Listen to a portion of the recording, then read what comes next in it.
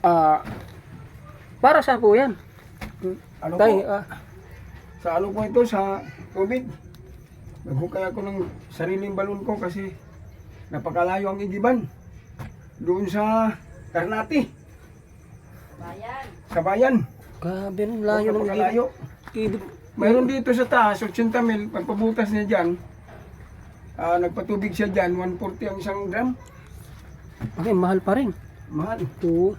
Kaya, nagsarili na lang ako pagbutas. Hanapin ko itong tubig. Yan, yung ganyang kalalim, mga ilang, ano na kaya yan lalim yan? Ano ito, mga isang dipa na to, lalim.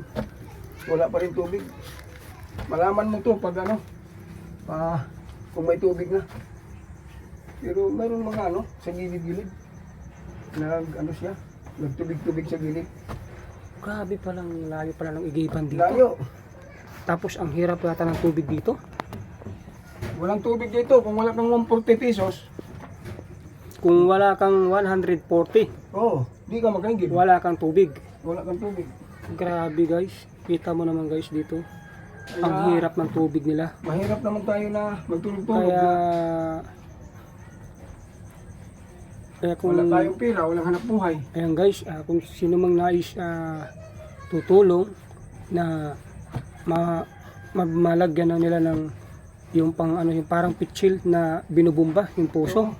Pag hindi lang ako ng ano, pag may tubig na ito, makita ko ng tubig. Tayo, anong masasabi mo? Anong yung kailangan ba dyan? Pwede ka Sana kung parating. ito ay magkaroon ng tubig, malapit ako sa magkaroon ako ng puso sana. Yung pitsil ba, puso. Ay ano yun, 3,000 yun. 3,000 yung puso, yung bomba. Yan guys, Pitsil.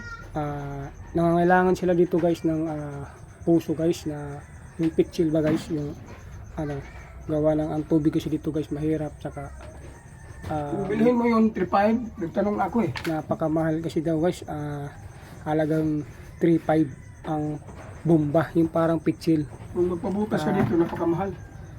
Kung Kahit sino na- lang ang gustong tumulong at may tutulong, pwede natin to guys tulungan siya kasi kailangan pa natin ng mga tubo nito. Kagaya nito tubo.